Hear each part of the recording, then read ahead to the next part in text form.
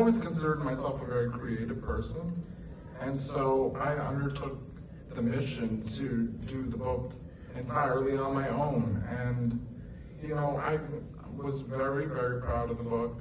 I was able to reach a number of different people. One of them is actually here tonight. Her name is Julie, someone that I've been dying to meet, who also shares my condition, and we connected through social media. And so just having that opportunity to reach and touch people really meant a lot to me. And I would say about a year ago, I felt like I was in a position where I was just stuck.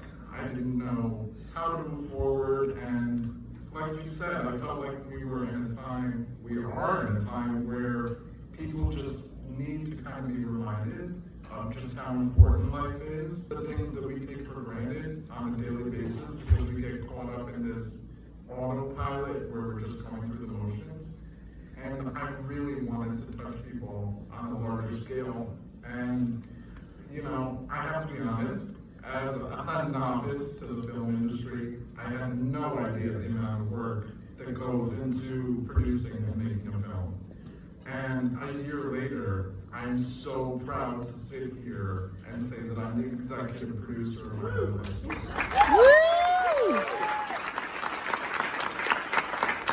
I have to ask, did you do any of the editing?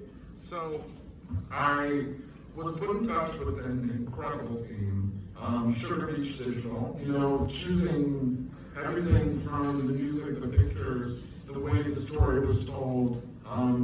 Really, Sugar Beach Digital, I have to give it up to them. They captured my story in a way, because it's a lot, it really is. And so to tell that story in such an articulate way in 23 minutes, I was just blown away with it when I finally saw the project. And I have to say something that,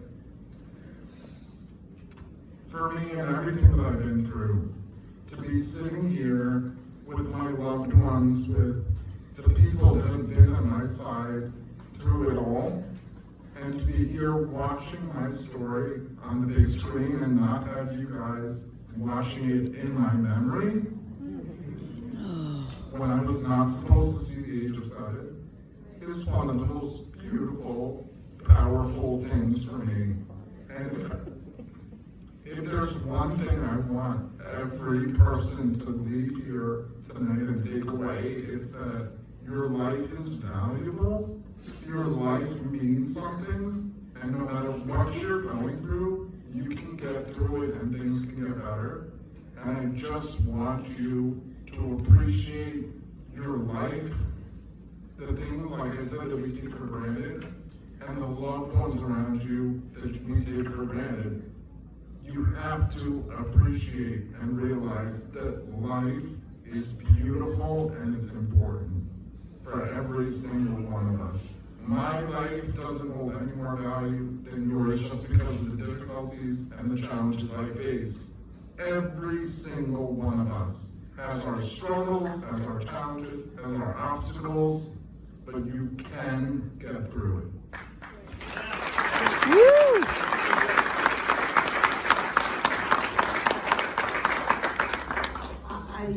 I don't think anyone can say it better than you have. I have one question, and I'm going to take questions.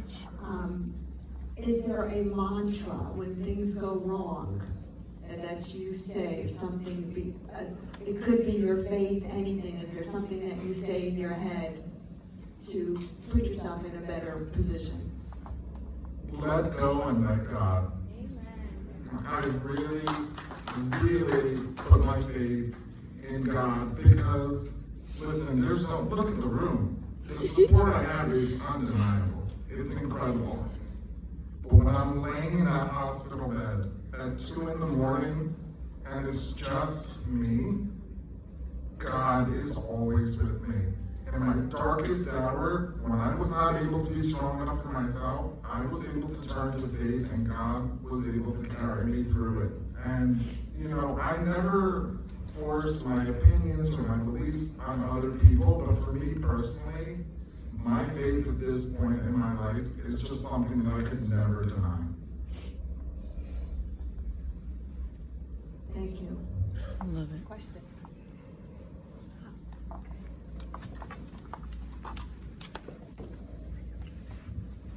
Chris, you're the coach. Right? The coach. And you are a storyteller. Did you always have some sense of that, having a voice and telling stories? Yes. Or was that a late discovery? Believe it or not,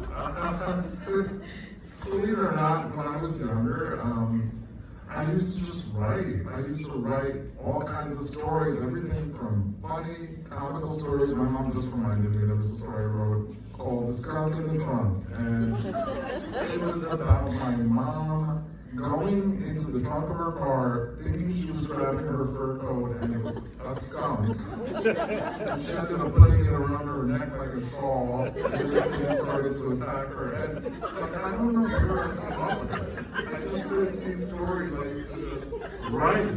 And, you know, fortunately, again, my mom has every single one of them saved. So if I wanted to write about like 25 children's books, I have them all written already, you know?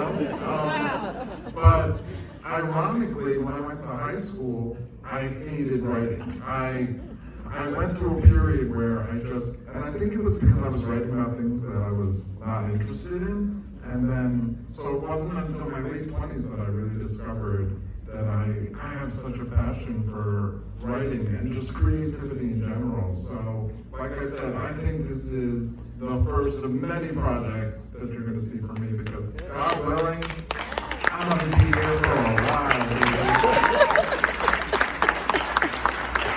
Well, I see that on the end of the film, you said you were writing children's books, and I have to say, Dr. Seuss, watch out, because the skunk in the trunk is coming. Any other questions?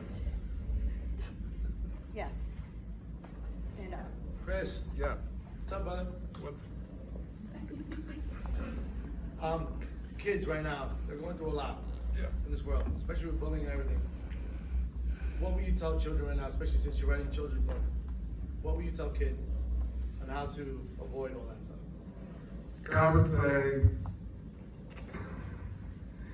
at the end of the day, we just got to be kind to one another, you know, and words have a lot of power behind them, and if you could just realize that by being nice, by complimenting someone, by just being compassionate, you can really, really essentially save a life, you know, and so I think also it really starts at home with the demonstration from the parents and, you know, explaining the effects that your words can have on, you know, so it's not even really so much the kids. I would say to the parents, make sure you have those very important, hard conversations with your children and explain to them because, yes, you know, we are all kind of born with like an innate nature to us, but a lot of it is learned behavior. And so I would really encourage, you know, any parents here tonight to talk to your kids about bullying, the effects that your words can have, and again, for all of us, it doesn't matter what age you are, it costs nothing to be nice. You know, if I see somebody in the elevator and they look good, I tell them, I'm like, listen, you look great. And a lot of times I get this shocked look like, oh, are you talking to me? Like, and again, just like in this day and age, I think we all can use just a little bit of kindness. So that's the main thing that I would say. And I have to say, Chris said something nice to me, so he walks and talks the talk. Yes. Any other questions? This one. Yes. I was thinking about three college athletes killed themselves this month. Past month. So just girl at JMU this week and some others. And they're looking for an answer. They're looking for, you know, why should I continue? And I was thinking about you and your quest now for providing these words in books and in film. And I was wondering if you've thought about or if you've been approached about becoming a speaker for people, becoming a speaker to engage with them and to try to alleviate some of that pain that other people are causing these people, that puts them in a bad spot, and they say that they're despondent and they have to take their lives. Mom, can you push me over? Thank you. Absolutely. I had started actually speaking at a few schools, grammar schools in particular, and then the pandemic hit and kind of shut everything down. So just as I was kind of embarking on that journey, things kind of came to a halt. But I absolutely would like to speak at any, not even just schools, churches, youth groups. I would love to do a TED Talk. The idea behind the documentary short essentially is because I did not have the funds, like I was listening in the panel. It costs a lot of money to make a film, and that was one of those things that I did not realize. And so I would ideally like to be able to produce a full-length documentary where we interview other members of my family, doctors, friends, nurses, and just really tell my story in depth. But I would love to, speak to people on larger platforms. Again, I just received my certification for health and life coaching last month, so I started to take on clients where I speak to them one-on-one, because just as you said, mental health right now is just so fragile, and due to things like social media and just a lot of superficial things, I feel like everybody's walking around and masking their pain. And I want people to be able to realize that, listen, you don't have to be in a wheelchair to not be okay. And it's okay to not be okay. And one of the things that I say all the time to my clients is, you have to allow yourself to go through those emotions, as hard as they are. You have to go through the trenches of just feeling depressed, sad, angry, resentful, all of it. And then when you're good and ready, and only when you're good and ready, not when other people tell you when to be ready, but when you're ready, you pick yourself up out of that darkness and you fight like hell. So I feel again that God gave me all of this because He knew I could handle it, and He knew that I would do exactly this, and I would share my story, and I would change lives one at a time. And so for me, that is my purpose, and all my suffering led up to this moment, it is absolutely worth it.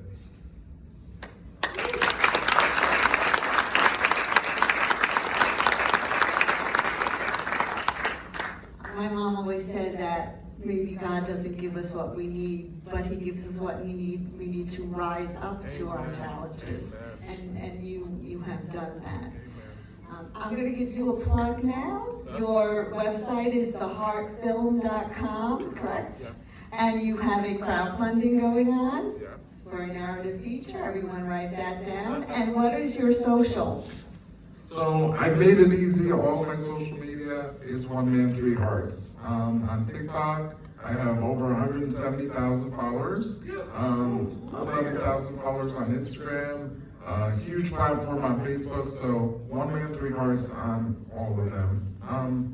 But just in closing, I would really like to say, again, every single one of you that has come out tonight to support me has such a very special place in my heart. And to share this experience with you is something that I will never forget. My family is so incredible, and I'm alive because of them. But I really, really have to give special thanks to my mom. There's no words, there's no words that I could ever say that would do her justice. I'm not doing this.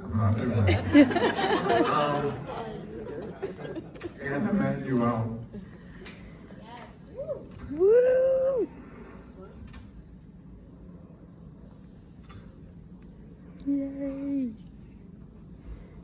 Emmanuel is Christoph's 24-hour caregiver. Emmanuel is Christoph's hands, his legs, his everything. And we prayed a lot, we prayed hard for that special person. And Emmanuel came into our lives last June. It was a true blessing.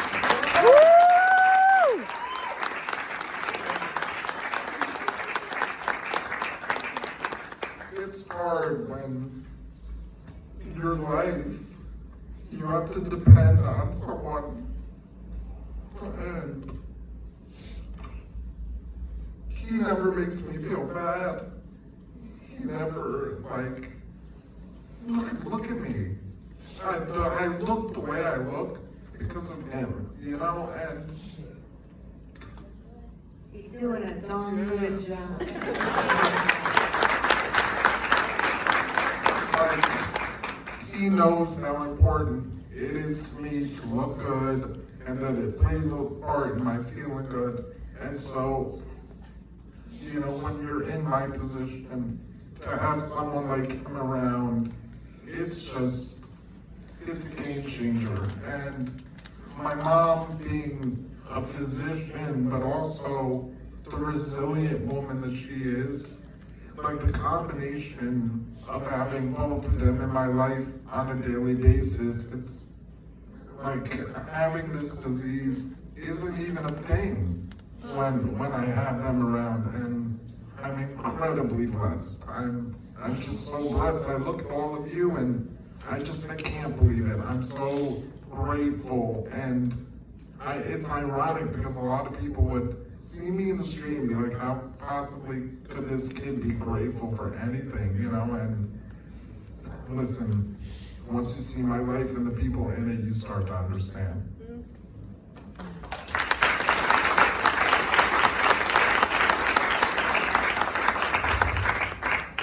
Well, I know how grateful you are, but I think everyone here is grateful that you're here. So thank you for your story and your words of inspiration. I'm just going to take with me, keep right next to my heart.